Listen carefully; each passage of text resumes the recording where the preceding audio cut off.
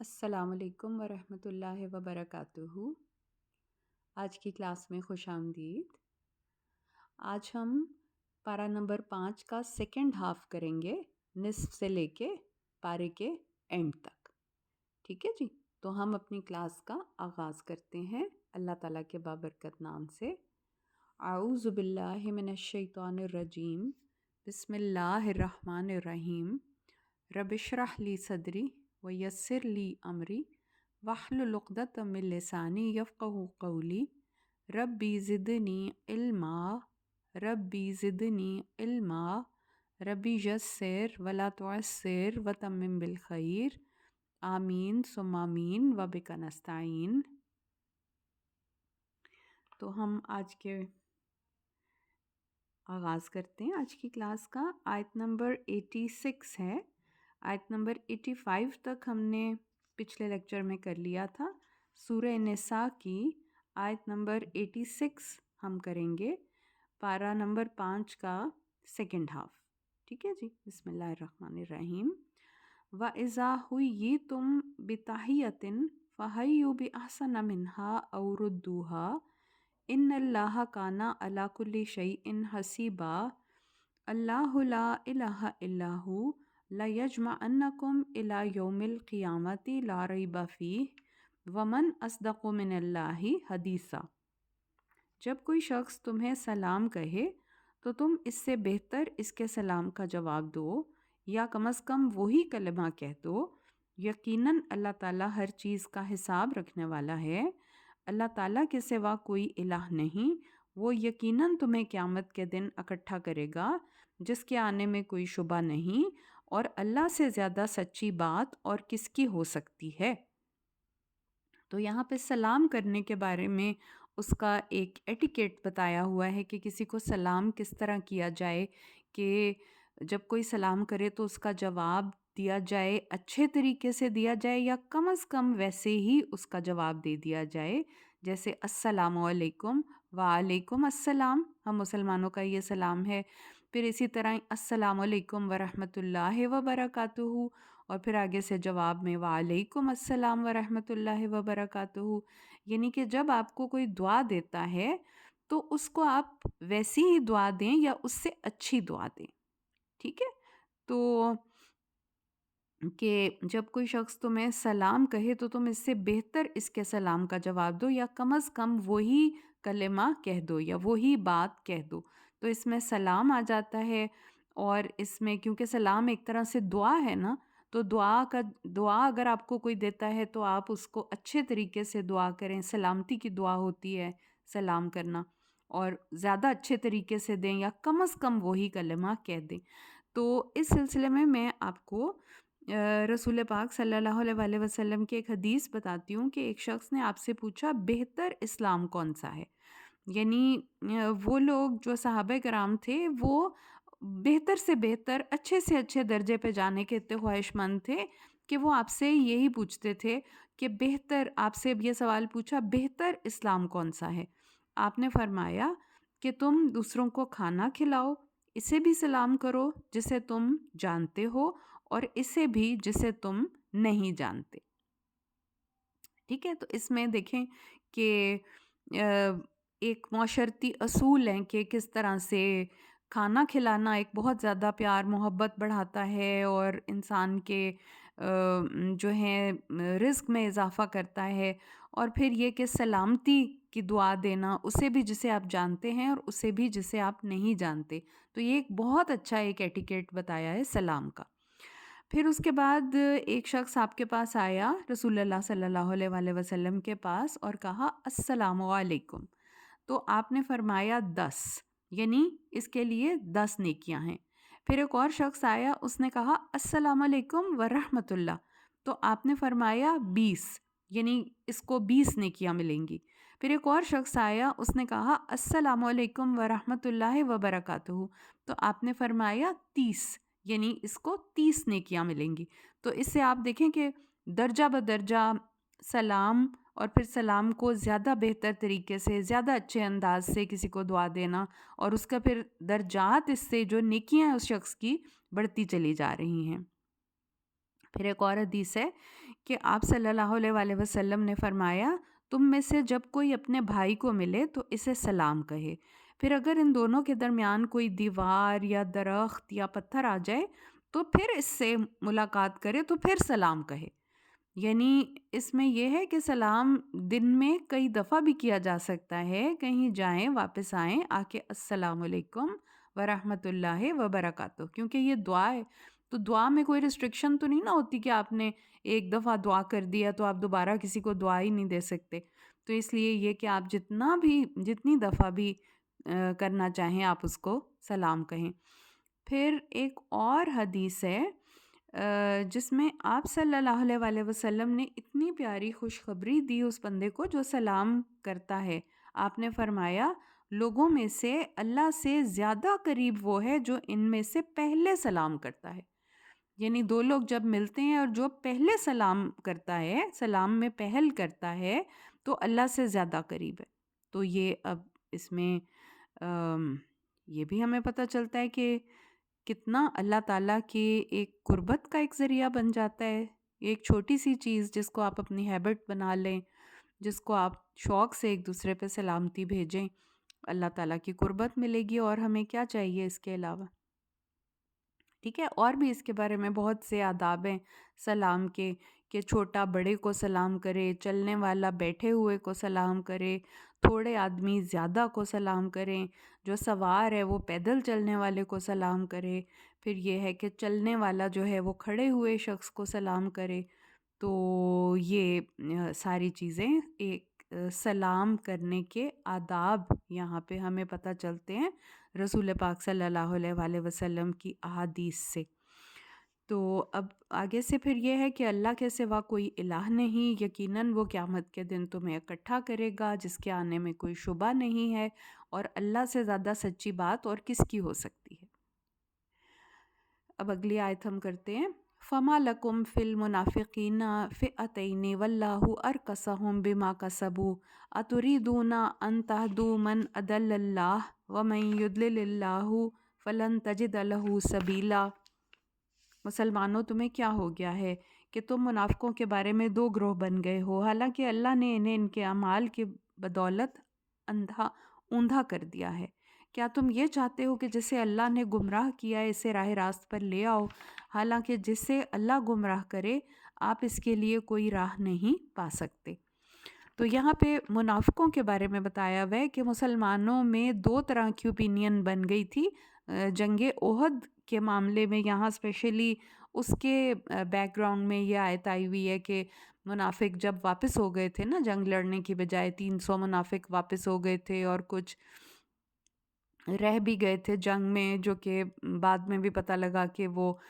جس طرح ان کے دلوں میں نفاق آہستہ آہستہ کھلتا چلا گیا نا، تو ظاہر ہے کہ پتہ لگ گیا ان کے بارے میں، جو واپس چلے گئے۔ اب جو سچے مومن تھے ان کے جو تھا ان کا دو طرح کا رسپانس تھا۔ کچھ کہتے تھے کہ ان کو ہم مزید ہدایت لینے کا ٹائم دیتے ہیں کہ مزید یہ ہدایت پا لیں گے، اور پھر کچھ تھے کہ وہ کہتے تھے کہ نہیں، ان کو سخت سزا ملنی چاہیے۔ تو یہاں پہ اللہ تعالیٰ یہی بتا رہا ہے نا کہ کیونکہ وہ گمراہ ہو چکے ہیں، اور اگر جیسے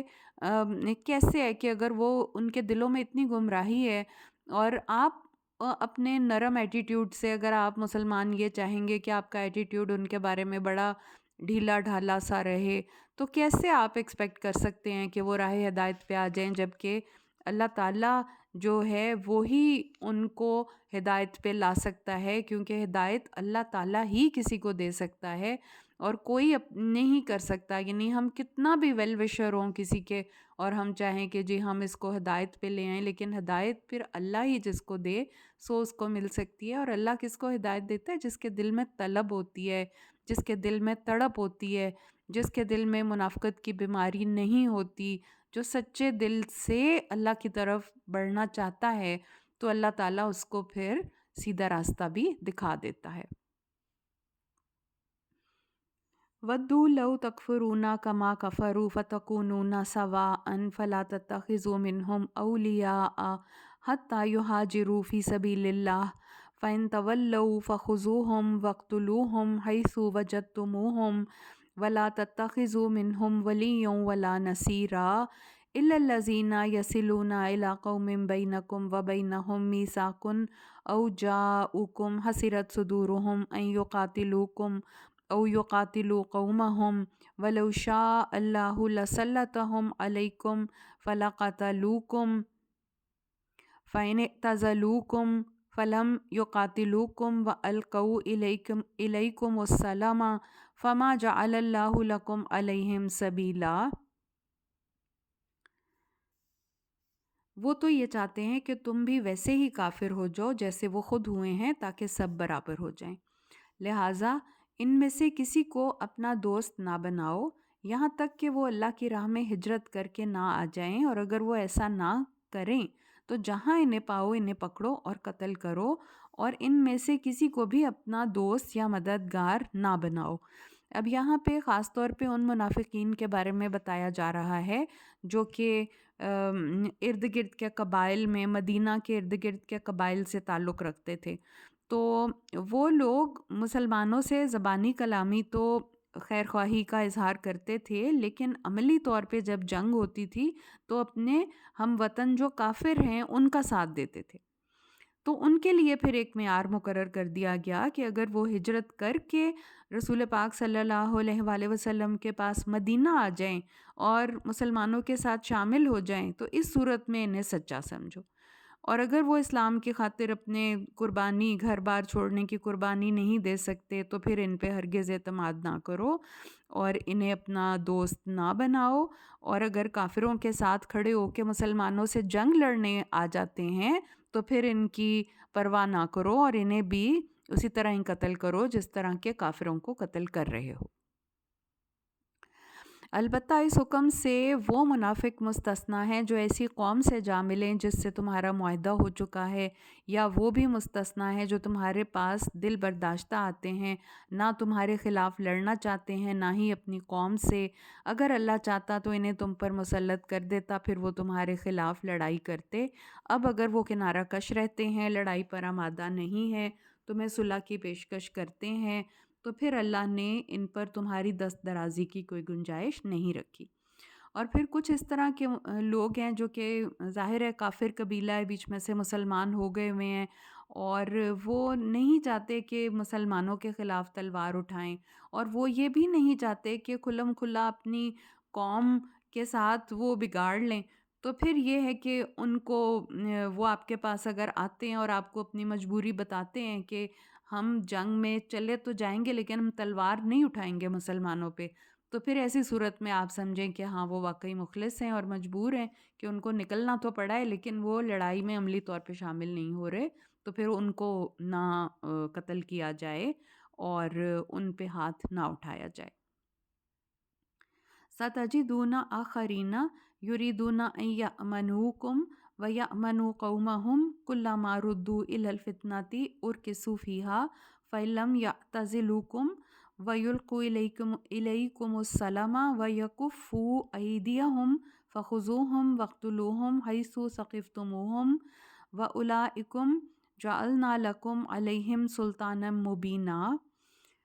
پھر آپ کو ایک قسم کے لوگ اور ملیں گے جو یہ چاہتے ہیں کہ تم سے بھی امن میں رہیں، اپنی قوم سے بھی، مگر جب انہیں فتنے کا موقع ملتا ہے تو اس میں کود پڑتے ہیں. ایسے لوگ اگر تم سے کنارہ کش نہ رہیں، نہ ہی صلح کی پیشکش کریں، نہ ہی اپنے ہاتھوں کو روکیں، تو ایسے لوگوں کو جہاں بھی پاؤ انہیں گرفتار کرو اور قتل کرو. ایسے لوگوں کے لیے ہم نے تمہیں کھلی چھٹی دے رکھی ہے.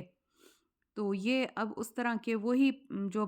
منافقوں کی ایک قسم ہے نا کہ جو کہ جب بھی ان کو موقع ملتا ہے مسلمانوں کو نقصان پہنچانے سے دریغ نہیں کرتے اور اپنی قوم کے ساتھ آ جاتے ہیں اور مسلمانوں سے جنگ کرنی شروع کر دیتے ہیں. تو ان کے لیے اللہ تعالیٰ کہہ رہے ہیں کہ کوئی بھی نہیں ہے، ان کے لیے کوئی بھی رعایت نہیں ہے، اور جہاں کہیں وہ ملتے ہیں ان کو قتل کر دیا جائے. وَمَا كَانَ لِمُؤْمِنٍ أَن يَقْتُلَ مُؤْمِنًا إِلَّا خَطَأً وَمَنْ قَتَلَ مُؤْمِنًا خَطَأً فَتَحْرِيرُ رَقَبَةٍ مُؤْمِنَةٍ وَدِيَةٌ مُسَلَّمَةٌ إِلَىٰ أَهْلِهِ إِلَّا أَن يَصَّدَّقُوا فَإِن كَانَ مِن قَوْمٍ عَدُوٍّ لَّكُمْ وَهُوَ مُؤْمِنٌ فَتَحْرِيرُ رَقَبَةٍ مُؤْمِنَةٍ وَإِن كَانَ مِن قَوْمٍ بَيْنَكُمْ وَبَيْنَهُم مِّيثَاقٌ فِدْيَةٌ مُسَلَّمَةٌ إِلَىٰ أَهْلِهِ وَتَحْرِيرُ رَقَبَةٍ مُؤْمِنَةٍ فمن لم یجد فصیام شہرین متتابعین توبۃ من اللہ وکان اللہ علیما حکیما ومن یقتل مؤمنا متعمدا فجزاؤہ جہنم خالدا فیہا وغضب اللہ علیہ ولعنہ وأعد لہ عذابا عظیما۔ کسی مومن کا یہ کام نہیں کہ وہ کسی دوسرے مومن کو قتل کرے الا یہ کہ غلطی سے ایسا ہو جائے۔ اگر کوئی غلطی سے کسی مومن کا قتل کر دے تو وہ ایک مومن غلام کو آزاد کرے، اس کے وارثوں کو خون بہا بھی ادا کرے الا یہ کہ وہ خود معاف کر دیں۔ اور اگر وہ مقتول مومن تھا مگر تمہاری دشمن قوم سے تھا تو اس کا کفارہ صرف ایک مومن غلام کو آزاد کرنا ہے۔ اگر ایسی قوم سے ہو جس کا تم سے معاہدہ ہو چکا ہے تو پھر وارثوں کو خون بہا بھی دینا ہوگا، مومن غلام بھی آزاد کرنا ہوگا، اور پھر اگر قاتل کو مومن غلام آزاد کرنے کا مقدور نہ ہو یا مل ہی نہ رہا ہو تو متواتر 2 مہینے کے روزے رکھے۔ اس گناہ پر اللہ سے توبہ کرنے کا یہی طریقہ ہے، اور اللہ تعالیٰ سب کچھ جاننے والا اور حکمت والا ہے۔ جو شخص کسی مومن کو جانتے بوجھتے ہوئے قتل کرے اس کی سزا جہنم ہے جس میں وہ ہمیشہ رہے گا، اس پر اللہ کا غضب ہوگا اور اس پر لعنت ہے، اور اللہ نے اس کے لیے بہت بڑا عذاب تیار کر رکھا ہے۔ استغفر اللہ۔ تو اب یہاں پہ یہ جو خون بہا دینا ہوتا ہے جس کو دیت کہتے ہیں، تو یہ ہے کہ خطا سے قتل جیسے ہو جاتا ہے نا کہ کوئی مومن کسی مومن کا یہ کام نہیں کہ دوسرے مومن کو قتل کرے، مگر یہ کہ غلطی سے ایسا ہو جائے، یعنی کہ قتل خطا جس کو کہتے ہیں۔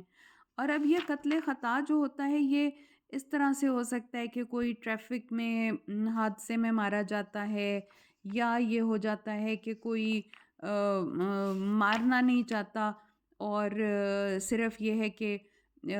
سب سے پہلے تو آ جاتا ہے نا کہ کافر سمجھ کے کوئی کسی کو مار دے، پھر یا کہ کسی جگہ پہ گولی چلائی کسی اور سمت میں یا تیر چلایا تو غلطی سے کسی کو انسان کو لگ جائے، پھر یہ ہے کہ کوئی آدمی کسی گاڑی کے حادثے میں مر جاتا ہے، یا یہ کہ ویسے کوئی ہلکی سی جیسے چھڑی ماری کسی کو یا کچھ ہوا تو ایسا ہوا کہ وہ اس کی جان ہی چلی گئی۔ یہ مطلب جیسے یہ بھی تو ہو جاتا ہے نا کہ نیت نہیں تھی قتل کرنے کی اور وہ انسان مارا گیا، تو یہ جو ہے قتل خطا ہے۔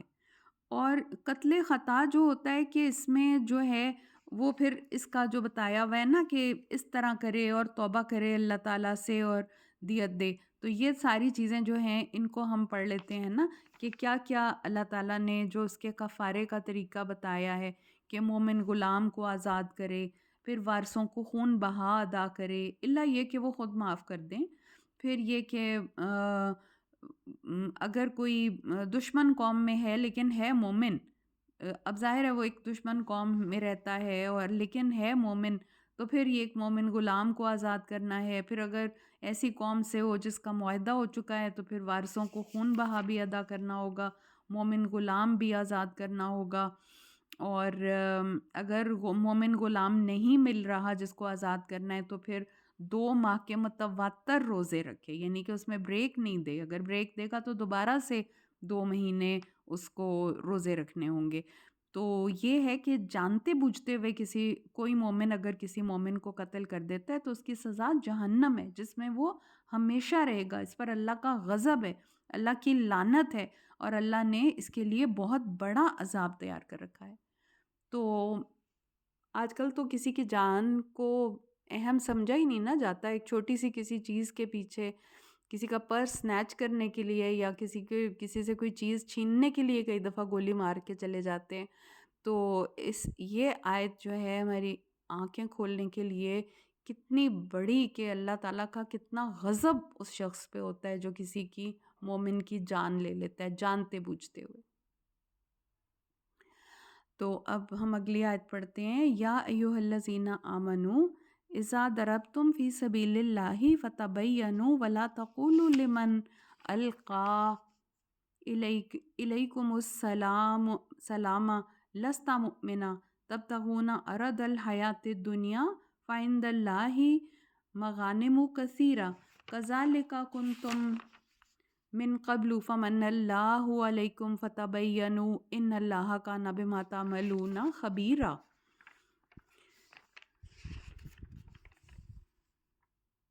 اے ایمان والو، جب تم اللہ کی راہ میں سفر کرو یعنی جہاد وغیرہ کے لیے نکلو، پھر اگر کوئی شخص تمہیں سلام کرے تو اسے یہ نہ کہا کرو کہ تم مومن نہیں۔ یعنی جب کئی دفعہ ایسی سچویشن ہوتی تھی کہ کوئی اپنی جان بچانے کے لیے سلام کہہ دیتا تھا یا اپنے مذہب کا اظہار کرنے کے لیے، اپنے دین کا اظہار کرنے کے لیے ان کو سلام کرتا تھا مومنوں کو، تو سلام ایک ایسا تھا کہ اس سے اندازہ ہو جاتا تھا کہ یہ شخص تو ہے مسلمان، تو اس پہ ہم نے تلوار نہیں اٹھانی۔ تو کئی دفعہ صحابہ کرام کو مغالطہ بھی لگ جاتا تھا، مس انڈرسٹینڈنگ ہو جاتی تھی، اور کئی دفعہ کوئی کافر صرف جان بچانے کے لیے بھی سلام کہہ دیتا تھا کہ اس کی جان بچ جائے۔ تو ایسی بہت سی صورتحال ہوتی تھی، تو ان کو نظر میں رکھتے ہوئے اب اللہ تعالیٰ بتا رہے ہیں، اس کا حل بتا رہے ہیں کہ کیسے آپ نے کام کرنا ہے کہ اے ایمان والو، جب تم اللہ کی راہ میں سفر کرو تو اگر کوئی شخص تمہیں سلام کہے تو اسے یہ نہ کہا کرو کہ تم مومن نہیں، بلکہ اس کی تحقیق کر لیا کرو، ٹھیک ہے؟ اور اگر تم دنیا کی زندگی کا سامان چاہتے ہو تو اللہ کے پاس بہت سے اموال غنیمت ہیں۔ یعنی کہ مال غنیمت تو ظاہر ہے حاصل ہوتا ہے جب جہاد کرتے ہیں، جنگ کرتے ہیں کافروں سے، لیکن یہاں پہ یہ کہ تحقیق کر لیا کرو کہ اگر کوئی شخص تمہیں سلام کہہ رہا ہے تو تحقیق کرو کہ واقعی مسلمان تو نہیں ہے، کہیں ایسا نہ ہو کہ وہ اس کو کافر سمجھتے ہوئے قتل کر دیا جائے۔ اور پھر اللہ تعالیٰ کہتے ہیں کہ اس سے پہلے تمہاری اپنی بھی تو یہی صورتحال تھی، یعنی کہ ایک شخص جو کہ اب کافر ہے، تو پہلے تو تم بھی ایسے ہی تھے نا، بعد میں اسلام کی دولت نصیب ہوئی تھی، پھر اللہ نے تم پہ احسان کر دیا، لہٰذا تحقیق ضرور کیا کرو، ٹھیک ہے؟ اور جو کچھ تم کرتے ہو یقیناً اللہ اس سے خبردار ہے۔ لا يستوي القاعدون من المؤمنین غیر اولی الضرر والمجاہدون فی سبیل اللہ باموالہم وانفسہم فضل اللہ المجاہدین باموالہم وانفسہم علی القاعدین درجہ وکلا وعد اللہ الحسنی وفضل اللہ المجاہدین علی القاعدین اجرا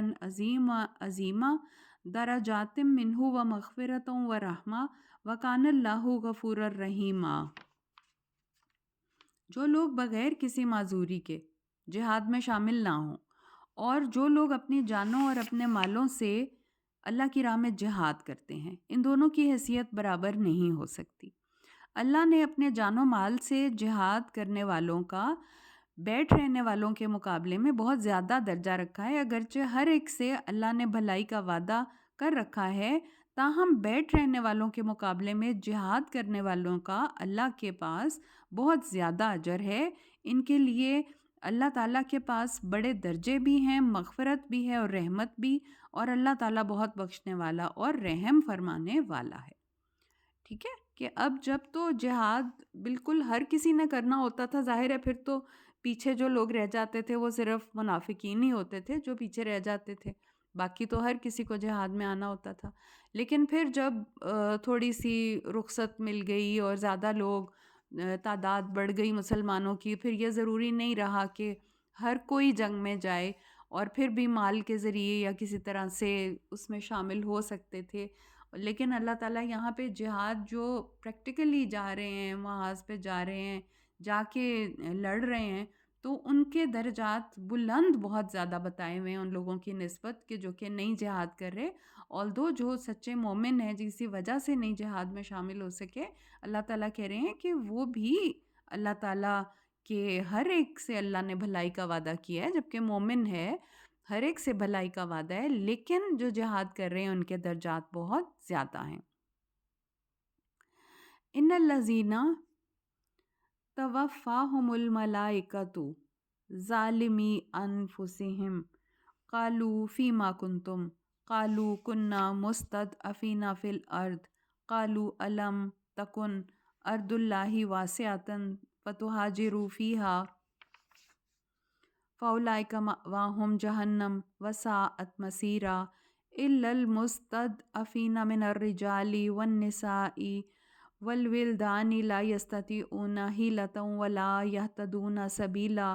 فاولئک عسى الله ان يعفو عنهم وكان الله عفوا غفورا ومن يهاجر في سبيل الله يجد في الأرض مراغما كثيرا وسعا ومن يخرج من بيته مهاجرا إلى الله ورسوله ثم يدركه الموت فقد وقع أجره على الله وكان الله غفورا رحيما۔ جو لوگ اپنے آپ پر ظلم کرتے رہے، اب اپنے آپ پہ ظلم کرتے رہے مطلب یہ کہ ظاہر ہے وہ کافر ہیں، وہ گناہ گار ہیں، وہ فاسق ہیں اور انہوں نے اپنی جانوں پہ ظلم کیا ہے۔ سب سے بڑا ظلم تو یہی ہے کہ وہ شرک کرتے رہیں، کفر کرتے رہیں، ایمان نہیں لائے۔ تو وہ لوگ جو اپنے آپ پر ظلم کرتے رہے اور جب فرشتے ان کی روح قبض کرنے آتے ہیں تو ان سے پوچھتے ہیں کہ تم کس حال میں مبتلا تھے؟ وہ کہتے ہیں کہ ہم زمین میں کمزور اور مجبور تھے۔ تو فرشتے انہیں جواب دیتے ہیں کہ کیا اللہ کی زمین فراخ نہ تھی کہ تم اس میں ہجرت کر جاتے؟ ایسے لوگوں کا ٹھکانہ جہنم ہے جو بہت بری لوٹنے کی جگہ ہے۔ اب یہاں پہ یہ بتایا جا رہا ہے کہ جب ہجرت کمپلسری ہو گئی تھی نا، تو ہجرت نہ کرنے والے جو لوگ تھے ان کے بارے میں یہ بتایا جا رہا ہے کہ انہوں نے اپنے ظاہر ہے جان و مال اپنا سارا کچھ چھوڑ چھاڑ کے جانا پڑتا ہے ہجرت کرنے کے لیے، لیکن جب ہجرت کمپلسری ہو گئی اور وہ ان کی اپنی جو ذاتی پریفرنسز تھیں انہوں نے اسی کو ہی سمجھا اور ہجرت نہ کی اور پھر اسی کفر والی جگہ پہ رہے اور نہ حکم مانا، تو ان کے بارے میں یہاں پہ بتایا جا رہا ہے کہ پھر اللہ تعالیٰ کے فرشتے ان سے پوچھیں گے کہ کیوں نہیں تم لوگوں نے ہجرت کی، کیوں نہیں نکلے یہاں سے؟ کیونکہ سم ٹائمز ایسے ہوتا ہے نا کہ جگہ خراب ہوتی ہے اور اس کا اثر آپ کے اوپر اتنا برا ہو رہا ہوتا ہے کہ آپ چاہتے ہوئے بھی آپ اپنی سمت کو درست نہیں کر سکتے، یعنی کہ ہدایت کی طرف نہیں جا سکتے کیونکہ ماحول ارد گرد کا اتنا بگڑا ہوا اتنا خراب ہے۔ اور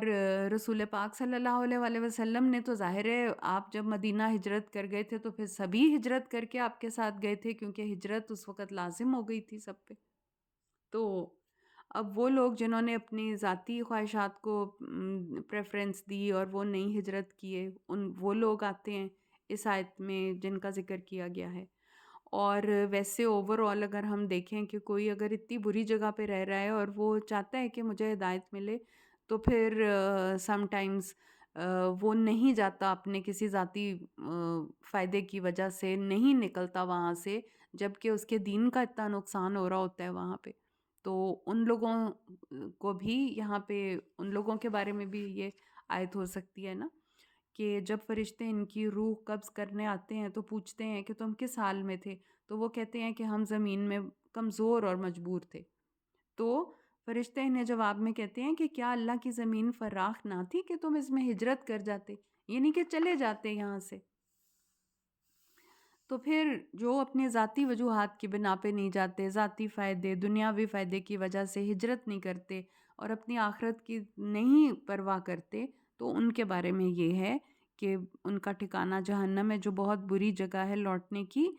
مگر پھر اس میں ایکسیپشنز آ جاتی ہیں نا، مگر جو مرد عورتیں بچے فی الواقع کمزور اور بے بس ہیں اور وہاں سے نکلنے کی کوئی تدبیر اور راہ نہیں پاتے۔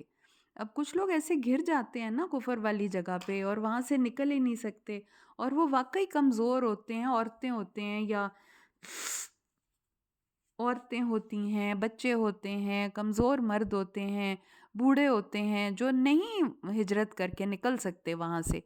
تو پھر اللہ تعالیٰ ان کا بہتر ہے، امید ہے کہ اللہ ایسے لوگوں کو معاف فرما دے گا، ٹھیک ہے نا۔ تو فَأُولَئِکَ عَسَى اللَّهُ أَن يَعْفُوَ عَنْهُمْ کہ امید ہے کہ اللہ تعالیٰ ایسے لوگوں کو معاف فرما دے گا کیونکہ اللہ تعالیٰ بڑا معاف کرنے والا اور بخش دینے والا ہے۔ جو شخص اللہ کے راہ میں ہجرت کرے گا وہ زمین میں ہجرت کے لیے بہت بڑی جگہ اور بڑی گنجائش پائے گا۔ مطلب یہ کہ اللہ تعالیٰ نے ہجرت میں بھی ایک برکت ایک طرح سے رکھ دی ہوئی ہے کہ جو شخص اللہ کی خاطر ایک جگہ چھوڑتا ہے اور کسی نئی جگہ پہ جا کے آباد ہوتا ہے تو اللہ تعالیٰ نے اس کے لیے بہت بڑی جگہ اور بڑی گنجائش رکھی ہوتی ہے کہ اس کو وہاں سے اللہ اس کو عطا فرما دیتا ہے۔ اور جو شخص اللہ اور اس کے رسول کی طرف اپنے گھر سے ہجرت کرتے ہوئے نکلے اور پھر راستے میں ہی انہیں موت آ گئی تو اللہ کے پاس ان کا اجر ثابت ہو چکا ہے، اور اللہ بہت بخشنے والا اور رحم کرنے والا ہے۔ اب یہ ہے کہ جو لوگ پھر ارادہ کرا، گھر کو چھوڑا، نکل پڑے، لیکن راستے میں ایسی تکلیفیں آ گئیں، مشکلیں آ گئیں اور وہ نہ پہنچ سکے اس جگہ پہ، لیکن پھر بھی ان کے جو ہجرت کا اجر ہے پورا کا پورا انہیں ضرور ملے گا۔ وَإِذَا ضَرَبْتُمْ فِي الْأَرْضِ فَلَيْسَ عَلَيْكُمْ جُنَاحٌ أَن تَقْصُرُوا مِنَ الصَّلَاةِ إِنْ خِفْتُمْ أَن يَفْتِنَكُمُ الَّذِينَ كَفَرُوا إِنَّ الْكَافِرِينَ كَانُوا لَكُمْ عَدُوًّا مُبِينًا۔ جب تم زمین میں سفر کرو تو تمہارے لیے نماز مختصر کر لینے میں کوئی حرج نہیں، خصوصاً جب تمہیں اندیشہ ہو کہ کافر تمہیں تشویش میں ڈال دیں گے۔ کافر تو بلا شبہ تمہارے کھلے دشمن ہیں۔ اب یہاں پہ نماز کو قصر کرنے کی ایک رعایت ہے۔ پہلے ہم نے تیمم کی رعایت پڑھی تھی کہ جہاں پانی نہیں ملتا، بیمار ہیں، سفر میں ہیں، یا عورتوں کو سے مباشرت کی ہے، یا رفع حاجت کر کے آئے ہیں تو وضو کے لیے یا نہانے کے لیے ان کو پانی نہیں مل رہا، تو یا بیماری ایسی ہے کہ بگڑ جائے گی پانی استعمال کرنے سے، تو تیمم کی رخصت ہے کہ پاک مٹی کے ساتھ تیمم کر لو۔ اب یہاں پہ ایک اور رخصت آ گئی کہ نماز کو قصر کیا جائے، اور یہاں پہ ذکر کیا جا رہا ہے کہ جب ظاہر ہے جب تم سفر کر رہے ہو اور یہ ہے کہ کافروں سے تمہیں اندیشہ ہے کہ تمہیں نقصان نہ پہنچائیں تو نماز کو مختصر کر لو، لیکن رسول پاک صلی اللہ علیہ وآلہ وسلم نے ہر سفر میں ہی نماز کو مختصر کیا ہے، قصر کیا ہے۔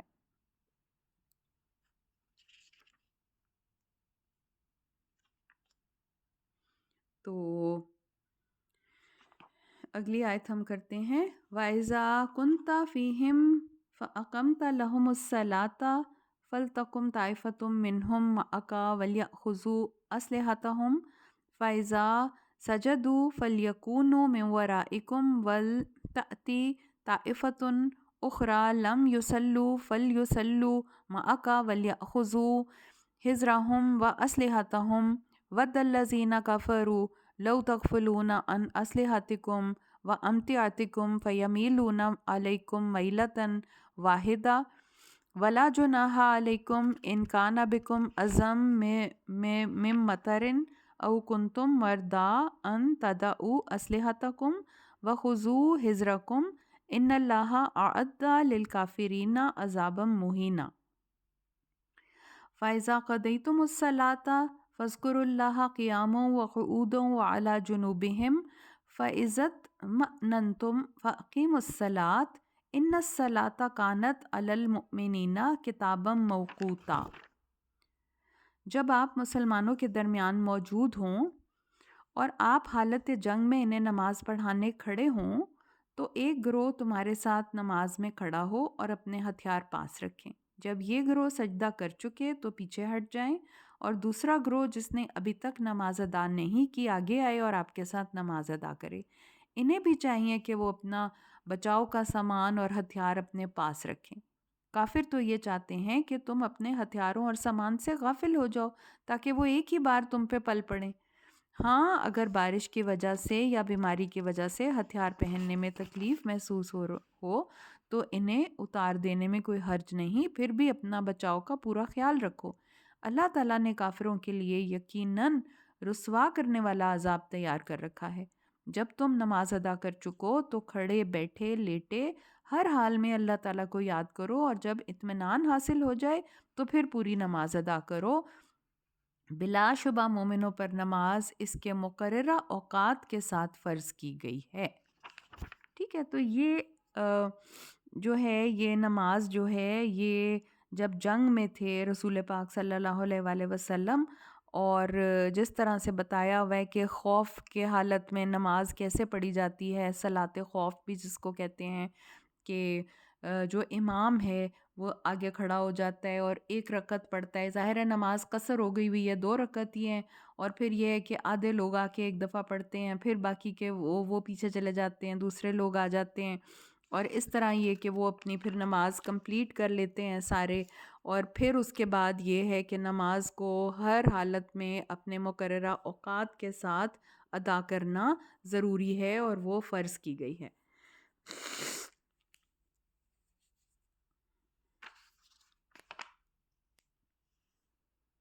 اب اگلی آیت ہم کرتے ہیں. وَلَا تَهِنُوا فِي ابْتِغَاءِ الْقَوْمِ إِن تَكُونُوا تَعْلَمُونَ فَإِنَّهُمْ يَعْلَمُونَ كَمَا تَعْلَمُونَ وَتَرْجُونَ مِنَ اللَّهِ مَا لَا يَرْجُونَ وَكَانَ اللَّهُ عَلِيمًا حَكِيمًا.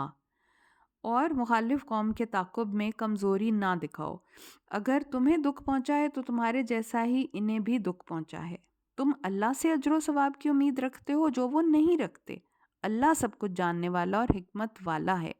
اِنَّا أَنزَلْنَا إِلَيْكَ الْكِتَابَ بِالْحَقِّ لِتَحْكُمَ بَيْنَ النَّاسِ بِمَا أَرَاكَ اللَّهُ وَلَا تَكُن لِّلْخَائِنِينَ خَصِيمًا. ہم نے آپ کی طرف سچی کتاب نازل کی ہے تاکہ جو کچھ بصیرت اللہ نے آپ کو عطا فرمائی ہے اس کے مطابق لوگوں کے درمیان فیصلہ کریں، اور بد دیانت لوگوں کے حمایت میں جھگڑا نہیں کرنا چاہیے. وَاسْتَغْفِرِ اللَّهَ، اللہ سے بخشش طلب کیجئے. إِنَّ اللَّهَ كَانَ غَفُورًا رَحِيمًا، اور بے شک اللہ تعالیٰ یقیناً بہت بخشنے والا اور نہایت رحم کرنے والا ہے. اب یہاں پہ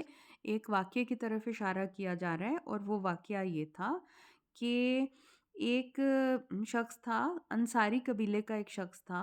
تو اس نے کسی دوسرے انصاری ان لوگوں کو کہتے تھے جو کہ مدینہ میں آباد لوگ تھے، اور مہاجر اور انصار کے ٹرم وہاں سے نکلی ہے کہ جو لوگ مکہ سے آئے تھے وہ مہاجر پھر کہلاتے تھے، اور انصاری وہ ہوتے تھے جو مدینہ کے لوکل رہنے والے لوگ ہوتے تھے. تو ظاہر ہے مدینہ کے لوکل لوگ بھی مسلمان ہو گئے تھے، ان میں بہت سے منافقین بھی تھے،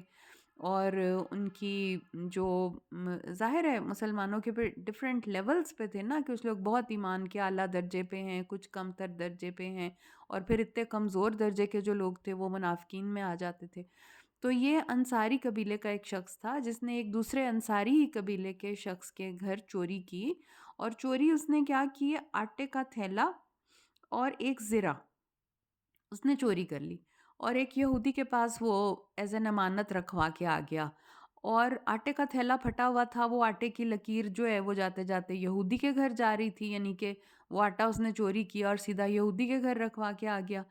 تو جب وہ لوگوں نے تحقیق کی تو وہ سیدھا ان کے یہودی کے گھر گئے، اور پھر ان لوگوں نے جو چور تھا اس کے خاندان والوں نے آپس میں مشورہ کیا راتوں کو اٹھ کے، اور رسول پاک صلی اللہ علیہ وسلم کے سامنے جھوٹی قسمیں کھا لیں کہ یہ واقعی اس بندے کا کوئی تعلق نہیں ہے اس چوری سے، اور واقعی یہ چوری اس یہودی نے کی ہے جس کے گھر سے یہ تھیلا ملا ہے.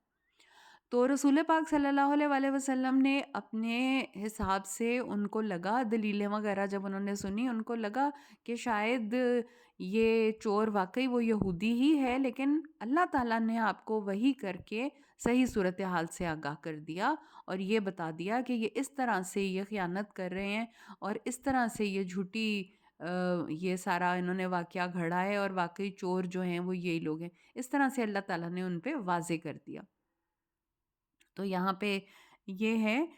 یہ اللہ تعالیٰ یہی کہہ رہے ہیں کہ جو کچھ بصیرت اللہ تعالیٰ نے آپ کو عطا کی ہے اس کے مطابق آپ لوگوں کے درمیان فیصلہ کریں، اور آپ کو بددیانت لوگوں کی حمایت میں جھگڑا نہیں کرنا چاہیے. اللہ سے بخشش طلب کیجئے، اللہ تعالیٰ یقیناً بہت بخشنے والا اور رحم کرنے والا ہے. وَلَا تُجَادِلْ عَنِ الَّذِينَ يَخْتَانُونَ أَنفُسَهُمْ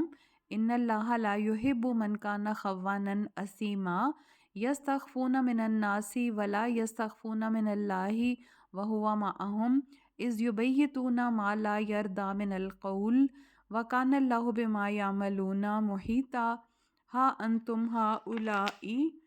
جَادَلْتُمْ عَنْهُمْ فِي الْحَيَاةِ الدُّنْيَا فَمَن يُجَادِلُ اللَّهُ عَنْهُمْ يَوْمَ الْقِيَامَةِ أَم مَّن يَكُونُ عَلَيْهِمْ وَكِيلًا. وَمَن يَعْمَلْ سُوءًا أَوْ يَظْلِمْ نَفْسَهُ ثُمَّ يَسْتَغْفِرِ اللَّهَ يَجِدِ اللَّهَ غَفُورًا رَحِيمًا. وَمَن يَكْسِبْ إِثْمًا فَإِنَّمَا يَكْسِبُهُ عَلَىٰ نَفْسِهِ वकान अल्लाहु अलीमन हकीमा वमन यक्सिब खतीअतन औ इस्मन सुम्मा यर्मि बिही बरीअन फ़क़द इह्तमल बुहतानन व इस्मम मुबीना वलौला फ़ज़लुल्लाहि अलैका व रहमतुहु लहम्मत ताइफ़तुम मिनहुम अन युदिल्लूक वमा युदिल्लूना इल्ला अनफुसहुम वमा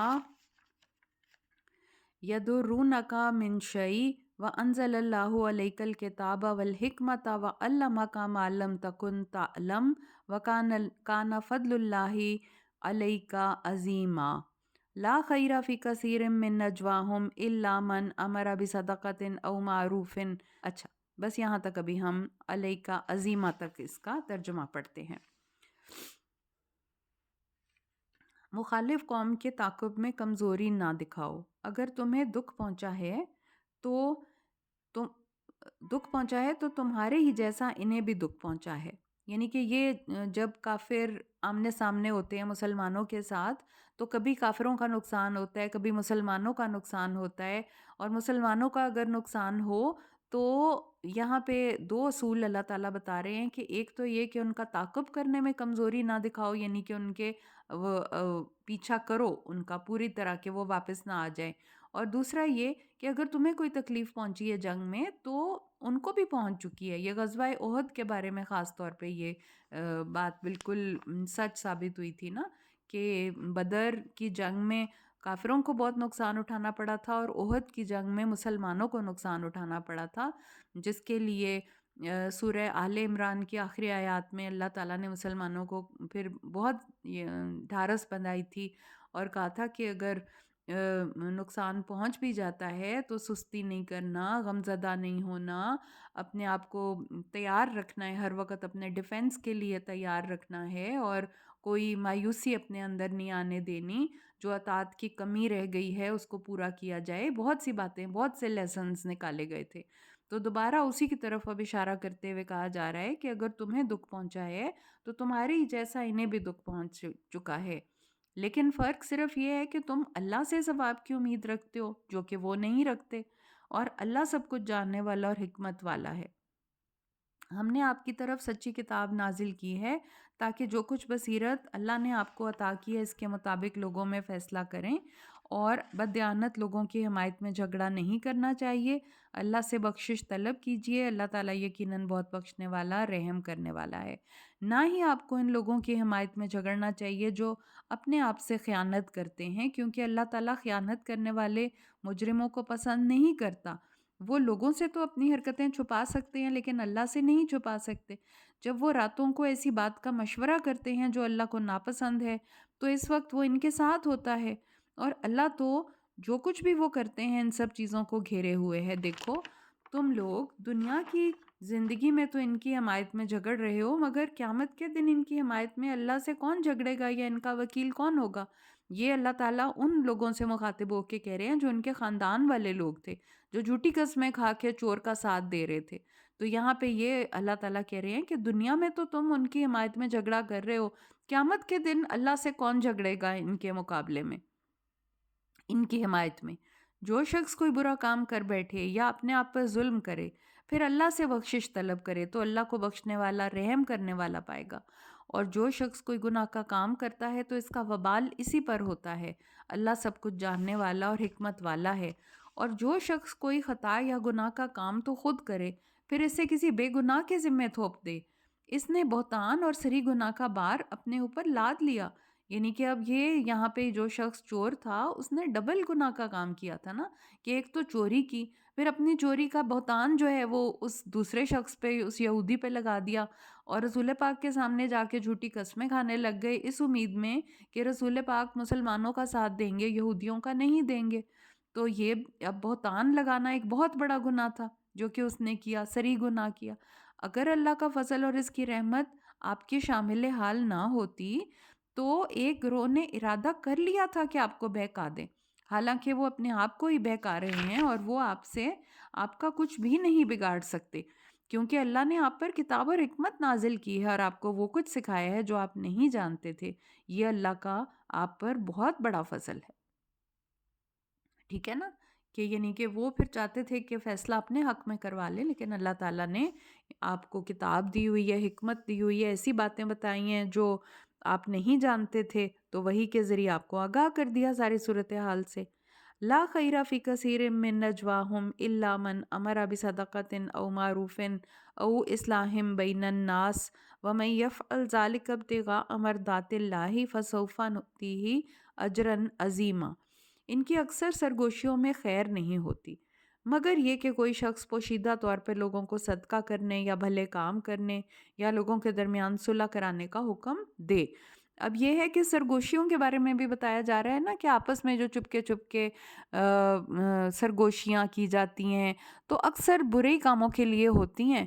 ورنہ تو اگر اچھے کام کے لیے ہو تو وہ تو کھلم کھلا بھی بات کی جا سکتی ہے۔ مگر ایسی سرگوشی جس میں کسی خیر کا ارادہ کر رہا ہے بندہ، یا کسی کوئی صلح کرانا چاہتا ہے، یا پوشیدہ طور پہ صدقہ کرنا چاہتا ہے، یا بھلے کام کرنا چاہتا ہے، تو جو شخص اللہ کے ایسے کام کو اللہ کی رضا جوئی کے لیے کرتا ہے تو ہم اسے بہت بڑا اجر عطا کریں گے۔ مگر جو شخص راہ راست واضح ہونے کے بعد رسول اللہ پاک کی مخالفت کرے اور مومنوں کی راہ چھوڑ کر کوئی اور راہ اختیار کرے تو ہم اسے ادھر ہی پھیر دیتے ہیں جدھر کا رخ اس نے خود کیا ہے، اور پھر ہم اسے جہنم میں جھونک دیں گے جو بہت بری لوٹنے کی جگہ ہے۔ اس کی آیت یہ ہے کہ وَمَن يُشَاقِقِ الرَّسُولَ مِن بَعْدِ مَا تَبَيَّنَ لَهُ الْهُدَىٰ وَيَتَّبِعْ غَيْرَ سَبِيلِ الْمُؤْمِنِينَ نُوَلِّهِ مَا تَوَلَّىٰ وَنُصْلِهِ جَهَنَّمَ وَسَاءَتْ مَصِيرًا۔ إِنَّ اللَّهَ لَا يَغْفِرُ أَن يُشْرَكَ بِهِ وَيَغْفِرُ مَا دُونَ ذَلِكَ لِمَن يَشَاءُ وَمَن يُشْرِكْ بِاللَّهِ فَقَدْ ضَلَّ ضَلَالًا بَعِيدًا۔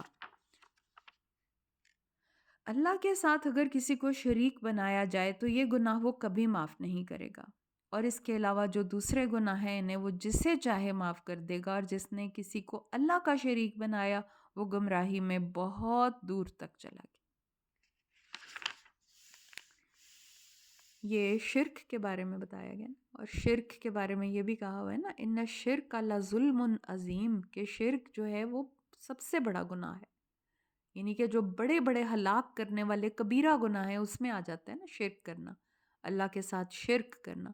تو اللہ تعالیٰ یہی بات یہاں پہ کہہ رہے ہیں کہ اس کے علاوہ جو گناہ ہے نا، اللہ جس کو چاہے جو چاہے معاف کر سکتا ہے، لیکن اگر اللہ کے ساتھ کسی کو شریک بنایا جائے تو یہ گناہ اللہ تعالیٰ کبھی معاف نہیں کرتا۔ إِن يَدْعُونَ مِن دُونِهِ إِلَّا إِنَاثًا وَإِن يَدْعُونَ إِلَّا شَيْطَانًا مَرِيدًا لَعَنَهُ اللَّهُ وَقَالَ لَأَتَّخِذَنَّ مِنْ عِبَادِكَ نَصِيبًا مَفْرُوضًا وَلَأُضِلَّنَّهُمْ وَلَأُمْنِيَنَّهُمْ وَلَآمُرَنَّهُمْ فَلَيُبَتِّكُنَّ آذَانَ الْأَنْعَامِ وَلَآمُرَنَّهُمْ فَلَيُغَيِّرُنَّ خَلْقَ اللَّهِ وَمَن يَتَّخِذِ الشَّيْطَانَ وَلِيًّا مِّن دُونِ اللَّهِ فَقَدْ خَسِرَ خُسْرَانًا مُبِينًا۔ یہ مشرکین اللہ کو چھوڑ کر دیویوں کو پکارتے ہیں۔ اب اللہ تعالیٰ اللہ تعالیٰ کے ساتھ جو شرک کرتے ہیں وہ کیا ہوتا ہے؟ سب سے پہلے اللہ تعالیٰ کی ذات میں شرک کرتے ہیں، یعنی کہ دیویوں دیوتاؤں کو اللہ کی بیویاں، نعوذ باللہ اللہ کی بیٹیاں بناتے ہیں، فرشتوں کو اللہ کی بیٹیاں بنا دیتے ہیں۔ پھر یہ ہے کہ اللہ کی صفات میں شرک کرتے ہیں۔ صفات میں شرک اس طرح سے کرتے ہیں کہ یہ دیویاں وغیرہ جو ہیں ان کی پکار کو سنتی ہیں، جیسے اللہ کے ہے نا کہ وہ سمیع ہے، سننے والا ہے، وہ دعاؤں کو قبول کرنے والا ہے، وہ اللہ کی ساری صفات ہیں، ٹھیک ہے؟ تو وہ اگر ان دیویوں سے منسوب کر دی جائیں جن کو کہ وہ پوجتے ہیں تو پھر اللہ کی یہ صفات میں شرک ہو گیا۔ اور پھر عبادات میں شرک ہوتا ہے کہ جو عبادات ہم اللہ کے لیے کرنا چاہتے ہیں، نا صلاتی و نسکی و ماہیا و مماتی للہ رب العالمین، کہ ہماری نماز، قربانی، ہر چیز اللہ کے لیے ہے، تو وہ دیویوں دیوتاؤں کے لیے وہ عبادات کرتے ہیں یا ان پہ ڈپینڈ کرتے ہیں کہ جی وہ ہماری تکلیف میں ہمیں سنتے ہیں اور ہماری تکلیف دور کر دیں گے۔ تو یہ نعوذ باللہ یہ شرک کے 3 بڑی بڑی اقسام ہیں جن میں کہ انوالو ہو جاتے ہیں انسان۔ تو یہاں پہ یہ بتایا جا رہا ہے کہ شیطان ہی ہے در حقیقت جو ان کے دلوں میں یہ فریب ڈالتا ہے اور وہ دیویوں کو کچھ سمجھنے لگ جاتے ہیں۔ تو یہاں پہ اللہ تعالیٰ کہہ رہے ہیں کہ یہ مشرکین اللہ کو چھوڑ کر دیویوں کو پکارتے ہیں، در حقیقت وہ سرکش شیطان کو ہی پکار رہے ہوتے ہیں جس پر اللہ نے لعنت کی ہے، جس نے اللہ سے کہا تھا میں تیرے بندوں میں سے ایک مقررہ حصہ لے کر رہوں گا، میں انہیں گمراہ کر کے چھوڑوں گا، انہیں آرزویں دلاؤں گا اور انہیں حکم دوں گا کہ چوپایوں کے کان پھاڑ ڈالیں، انہیں یہ بھی حکم دوں گا کہ اللہ کی پیدا کردہ صورت میں تبدیلی کر ڈالیں، اور جس شخص نے اللہ کو چھوڑ کر شیطان کو اپنا سرپرست بنا لیا اس نے صریح نقصان اٹھایا۔ اور شیطان ان سے وعدہ کرتا ہے، امید دلاتا ہے، اور جو وعدے شیطان کرتا ہے وہ فریب کے سوا کچھ نہیں۔ ایسے لوگوں کا ٹھکانہ جہنم ہے جس سے نجات کی وہ کوئی صورت نہ پائیں گے۔ یعدہم ویمنیہم وما یعدہم الشیطان الا غرورا اولئک مأواہم جہنم ولا یجدون عنہا محیصا۔ اب یہاں پہ جس طرح سے ہے کہ شیطان نے اللہ تعالیٰ کو چیلنج کر دیا تھا کہ میں تیرے بندوں کو بہکاؤں گا، جھوٹی امیدیں دلاؤں گا، ترغیب دوں گا غلط کاموں کی۔ پھر چوپایوں کے کان پھاڑنا ایک رسم تھی کہ جی کوئی جانور بتوں کے نام پہ آزاد چھوڑ دیے ہیں اور ان کی نشانی کے لیے ان کے کانوں کو چیر دیتے تھے، کانوں میں کٹ لگا دیتے تھے کہ پتہ لگے کہ جی یہ فلانے بت کے نام پہ چھوڑا ہوا جانور ہے، نہ اس کا دودھ پی سکتے ہیں، نہ اس کی سواری کر سکتے ہیں، یہ چھوڑا ہوا ہے ہم نے، بتوں کے نام پہ چھوڑا ہوا ہے۔ پھر یہ کہ اللہ کی پیدا کردہ صورت میں تبدیلی کر ڈالنی۔ اب جیسے کہ آج کل بھی بہت زیادہ صورت میں اپنی شکل صورت میں تبدیلی کر دی جاتی ہے۔ پھر یہ کہ ایون جینڈر کو تبدیل کرا لیا جاتا ہے۔ پھر یہ کہ یہاں پہ تو یہ بتایا نا کہ کوئی مرد عورتوں کی کاپی نہ کرے، کوئی عورت مردوں کی کاپی نہ کرے، لیکن ایک سٹیپ اب تو اوپر یہ ہو گیا ہے کہ سرجری کرا کے اپنی جینڈر کو تبدیل کرا لیا جاتا ہے، اپنی شکل صورت کو تبدیل کرا لیا جاتا ہے۔ تو اللہ تعالیٰ نے یہاں پہ اس چیز سے سخت منع فرمایا ہے۔ اور پھر یہ شیطانی ہی چال ہے جس کے بارے میں اللہ تعالیٰ کہہ رہے ہیں کہ جس شخص نے اللہ کو چھوڑ کر شیطان کو اپنا سرپرست بنا لیا تو اس نے صریح نقصان اٹھایا۔ شیطان ان سے وعدے کرتا اور امیدیں دلاتا ہے، اور جو وعدے بھی شیطان انہیں دیتا ہے وہ دھوکے کے سوا کچھ بھی نہیں ہوتے۔ ایسے لوگوں کا ٹھکانہ جہنم ہے جس سے نجات کی وہ کوئی صورت نہیں پائیں گے۔ والذین آمنوا وعملوا الصالحات سندخلهم جنات تجری من تحتها الانہار خالدین فیہا ابدا وعد اللہ حقا ومن اصدق من اللہ قیلا۔ اور جو لوگ ایمان لائے اور اچھے عمل کیے تو انہیں ہم ایسے باغات میں داخل کریں گے جن کے نیچے نہریں جاری ہیں، وہ اس میں ہمیشہ رہیں گے۔ اللہ کا وعدہ سچا ہے، اور قول میں اللہ سے بڑھ کر اور کون سچا ہو سکتا ہے۔ لیس بِأَمَانِيِّکُمْ ولا امانی اہل الکتاب من یعمل سوءا یجز بہ ولا یجد لہ من دون اللہ ولیا ولا نصیرا ومن یعمل من الصالحات من ذکر او انثی وہو مؤمن فاولئک یدخلون الجنۃ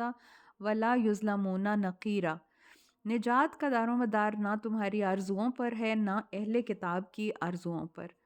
جو بھی اب اللہ تعالیٰ یہاں پہ یہ بتا رہے ہیں کہ انسان کے محض سوچ لینے سے یا محض خود سے ہی ایک چیز کو ایزیوم کر لیا کہ جی میں یہ کروں گا تو اس سے مجھے نجات مل جائے گی، تو وہ ایک آرزو ہو گئی، ایک جھوٹی آرزو ہو گئی۔ ورنہ تمام احکامات تو واضح طور پہ بتائے جا چکے ہیں کہ جو کام آپ کو فلاح پہنچانے والے ہیں وہ بھی بتا دیے، جو گمراہی میں لے جاتے ہیں، جو جہنم میں پھینکنے والے ہیں وہ بھی کام بتا دیے۔ اب یہاں پہ یہ کہ بتوں کو خوش کرنے کے لیے یا اپنے دیویوں دیوتاؤں کو خوش کرنے کے لیے جو وہ کام کرتے ہیں یہ سوچ کے کہ یہ بت ان کی سفارش کریں گے یا ان کی نجات دلا دیں گے، تو اللہ تعالیٰ کہہ رہے ہیں کہ نجات کا دار و مدار جو ہے وہ تمہاری آرزوؤں پہ نہیں ہے۔ آرزو کا مطلب جھوٹی خواہشیں ایسی جو کہ ایزمپشنز ہیں جو آپ نے خود سے کر لی ہیں، نہ اہل کتاب کی آرزوؤں پہ۔ اہل کتاب نے بھی بہت سی ایزمپشنز کر لی ہیں کہ جی ایسے ہوگا، مسلمانوں نے بھی بہت سی ایزمپشنز کی ہوئی ہیں، آرزویں، جھوٹی آرزویں کہ جی ایسے کر لیں گے تو اس کا یہ فائدہ پہنچے گا، ایسے کر لیں گے تو اس کا یہ جو اللہ کے حکم کے خلاف بھی جاری ہیں یا اللہ نے نہیں ان کا حکم دیا، ٹھیک ہے نا، ایسے کام جو کہ اللہ نے جن کا نہیں حکم دیا جو خود سے بنا لیے جاتے ہیں، تو وہ ایک جھوٹی آرزو ہو گئی کہ یہ ورنہ ادروائز تو سارے اچھے کام کھول کے بتا دیے گئے ہیں کہ کیا اچھے کام ہے کیا برے کام ہیں. تو اللہ تعالیٰ یہاں پہ یہ کہہ رہے ہیں کہ جو بھی برے کام کرے گا اس کی سزا پائے گا، اور اللہ کے سوا کسی کو اپنا حامی اور مددگار نہیں پائے گا. اور جو کوئی اچھے کام کرے گا، خواہ وہ مرد ہو یا عورت، بشرط یہ کہ وہ ایمان لانے والے ہیں، تو ایسے ہی لوگ جنت میں داخل ہوں گے اور ان کی ذرا بھر بھی حق تلفی نہیں کی جائے گی.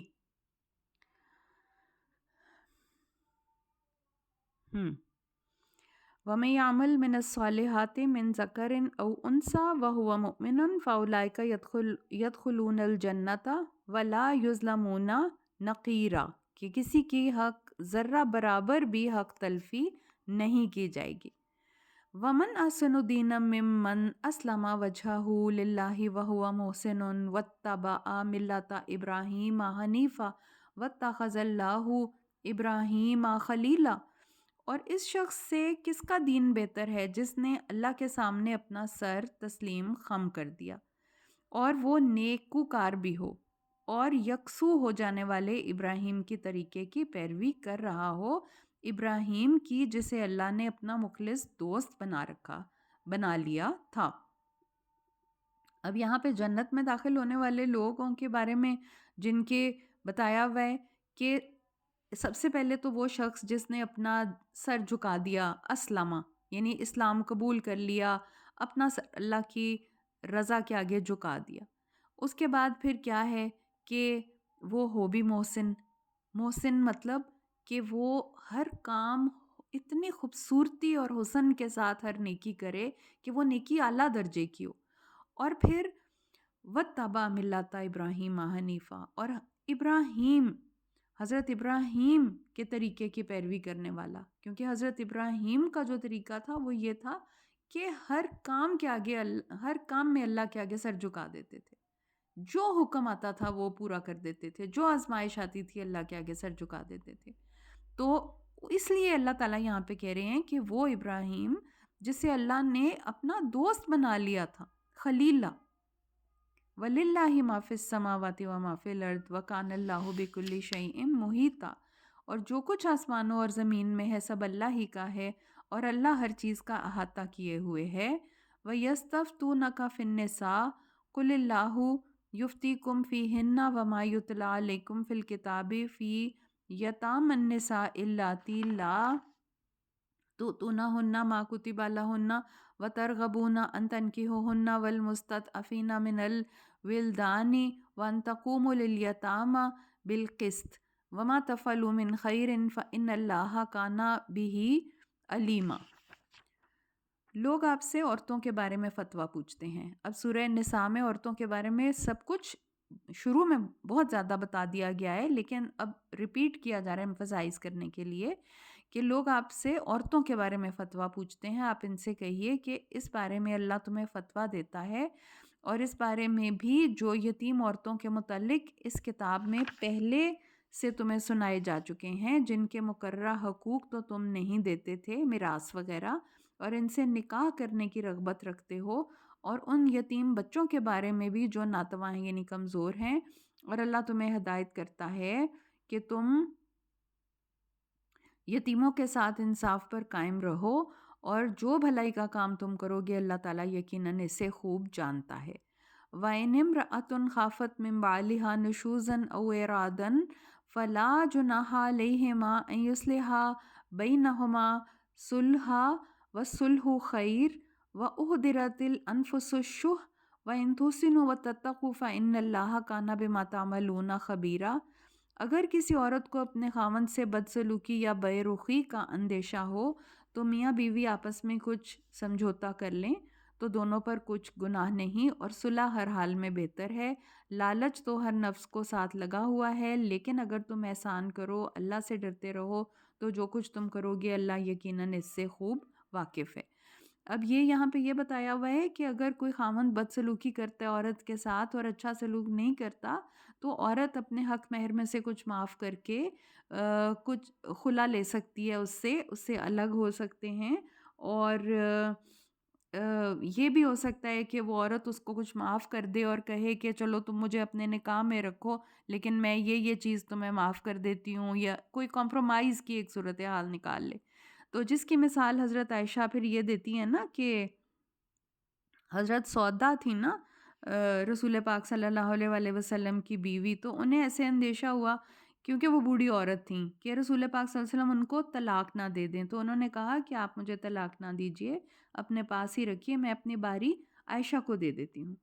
چنانچہ رسول اللہ صلی اللہ علیہ وآلہ وسلم نے ایسا ہی کیا۔ اس کا مطلب ہوا کہ میاں بیوی جس شرط پہ بھی صلح کر لیں وہ جائز ہے، یعنی کہ اگر طلاق کی طرف نوبت جا رہی ہے تو اگر عورت کچھ معاف کر دیتی ہے یا کسی طرح سے کمپرومائز ہو جاتا ہے تو پھر ٹھیک ہے۔ اور آگے سے ہے کہ آگے سے آتا ہے کہ وَلَن تَسْتَطِيعُوا أَن تَعْدِلُوا بَيْنَ النِّسَاءِ وَلَوْ حَرَصْتُمْ فَلَا تَمِيلُوا كُلَّ الْمَيْلِ فَتَذَرُوهَا كَالْمُعَلَّقَةِ وَإِن تُصْلِحُوا وَتَتَّقُوا فَإِنَّ اللَّهَ كَانَ غَفُورًا رَحِيمًا،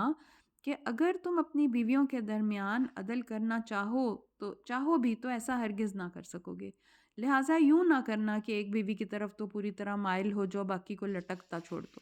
اگر تم اپنا رویہ درست رکھو، اللہ سے ڈرتے رہو، تو بلا شبہ اللہ بہت بخشنے والا اور رحم کرنے والا ہے۔ تو اس بارے میں حدیث ہے، رسول پاک صلی اللہ علیہ وآلہ وسلم نے فرمایا کہ جس کی 2 بیویاں ہوں، ان میں سے ایک کی طرف تو ملان رکھے، اور قیامت کے دن اس حال میں آئے گا کہ اس کا ایک پہلو جھکا ہوا ہوگا۔ مطلب یہ کہ انسان جو ایک آدمی ہے جس نے بیویاں ظاہر ہے 2 ہیں یا 3 ہیں یا 4، مطلب ایک سے زیادہ ہیں، تو نان و نفقہ ان کو برابر کا دے۔ نان و نفقہ کا مطلب جو خرچہ وغیرہ ہے اس کی ان کی باقی ضروریات کا پورا خیال رکھے، یعنی کہ انصاف کے ساتھ رکھے، گھر بھی سب کے ایک جیسے رکھے، پھر جو ان کے ساتھ ٹائم سپینڈ کرنا ہے وہ بھی ایکول رکھے، رات ان کے ساتھ رہنا ہے وہ بھی ایکول رکھے، یعنی جن معاملات میں انصاف کر سکتا ہے۔ اور باقی تو یہ ہے کہ اگر کسی کے لیے اس کے ظاہر ہے کسی کا اخلاق کیسا ہوتا ہے، کسی کا مزاج کیسا ہوتا ہے، کسی کے ساتھ اس کی زیادہ کمپیٹیبلٹی ہے اس آدمی کی، کسی کے ساتھ کم کمپیٹیبلٹی ہے، تو وہ ایک الگ بات ہے،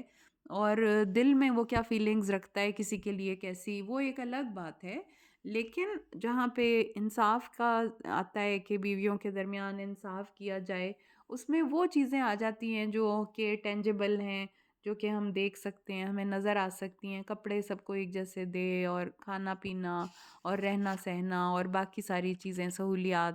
تو ٹائم جو ہے اسپینڈ کر رہا ہے وہ بھی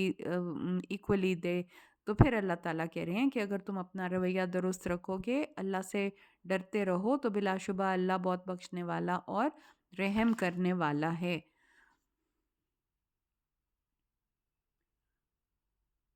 وَإِن يَتَفَرَّقَا يُغْنِ اللَّهُ كُلًّا مِّن سَعَتِهِ وَكَانَ اللَّهُ وَاسِعًا حَكِيمًا، اور اگر وہ دونوں میاں بیوی میں صلح نہ ہو سکے اور وہ ایک دوسرے سے الگ ہو جائیں تو اللہ اپنی مہربانی سے ہر ایک کو محتاجی سے بے نیاز کر دے گا، اور اللہ تعالیٰ بڑی وسعت والا اور حکمت والا ہے۔ یعنی یہ وہ جو میں نے آپ کو بھی پہلے بات بتائی تھی نا، کہ پھر اگر وہ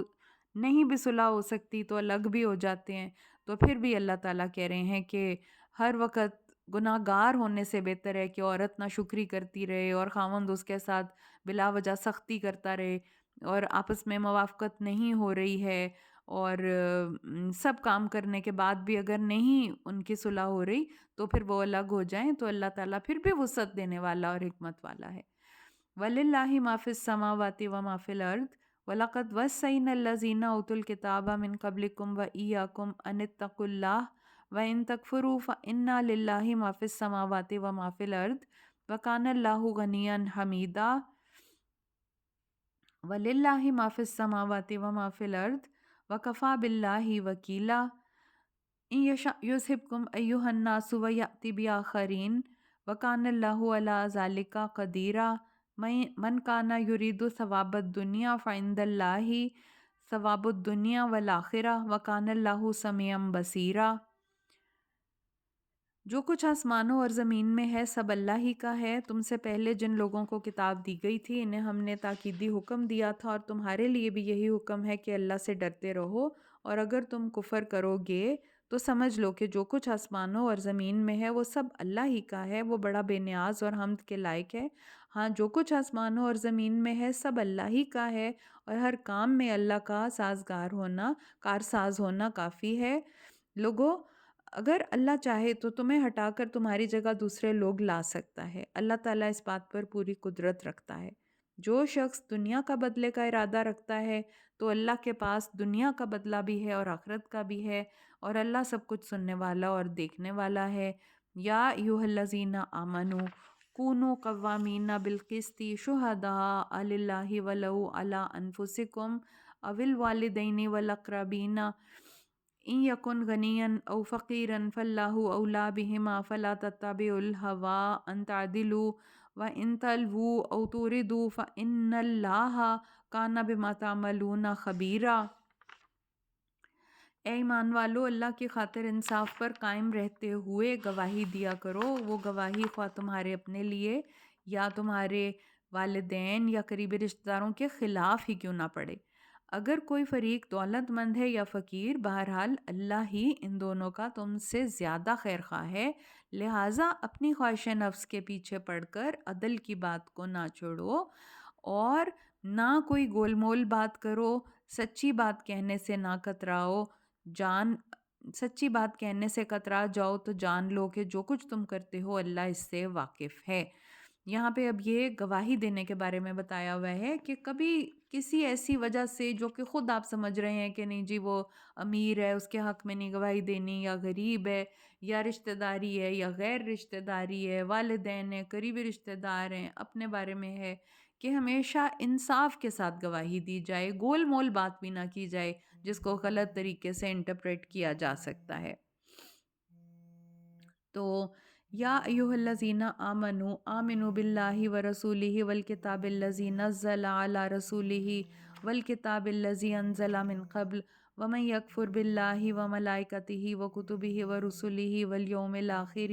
فقد ضل ضلالا بعیدا۔ ان الذین آمنوا ثم کفروا ثم آمنوا ثم کفروا ثم ازدادوا کفرا لم یکن اللہ لیغفر لہم ولا لیہدیہم سبیلا بشر المنافقین بان لہم عذابا علیما۔ تو اے ایمان والو، خلوص دل سے اللہ پر، اس کے رسول پر، اس کی کتاب پر ایمان لاؤ جو اس نے اپنے رسول پر نازل کی ہے، اور اس کتاب پر بھی جو اس سے پہلے اس نے نازل کی تھی۔ جو شخص اللہ پر، اس کے فرشتوں پر، اس کی کتابوں پر، اس کے رسولوں اور روز آخرت کا انکار کرے تو وہ گمراہی میں بہت دور تک چلا گیا۔ بلا شبہ جو لوگ ایمان لائے، پھر کفر کیا، پھر ایمان لائے، پھر کفر کیا، پھر کفر میں بڑھتے ہی چلے گئے، اللہ تعالیٰ انہیں ہرگز نہ بخشے گا، نہ انہیں سیدھی راہ دکھائے گا۔ منافق لوگوں کو آپ یہ خبر سنا دیں کہ ان کے لیے دردناک عذاب ہے۔ الذین یتخذون الکافرین اولیاء من دون المؤمنین ایبتغون عندهم العزۃ فإن العزۃ للہ جمیعا وقد نزل علیکم فی الکتاب ان اذا سمعتم آیات اللہ یکفر بہا ویستہزأ بہا فلا تقعدوا معهم حتى يخوضوا في حدیث غیرہ انکم اذا مثلهم ان اللہ جامع المنافقین والکافرین فی جہنم جمیعا الذین یتربصون بکم فإن کان لکم فتح من اللہ قالوا الم نکن معکم وإن کان للکافرین نصیب قالوا الم نستحوذ علیکم ونمنعکم من المؤمنین فاللہ یحکم بینکم یوم القیامہ ولن یجعل اللہ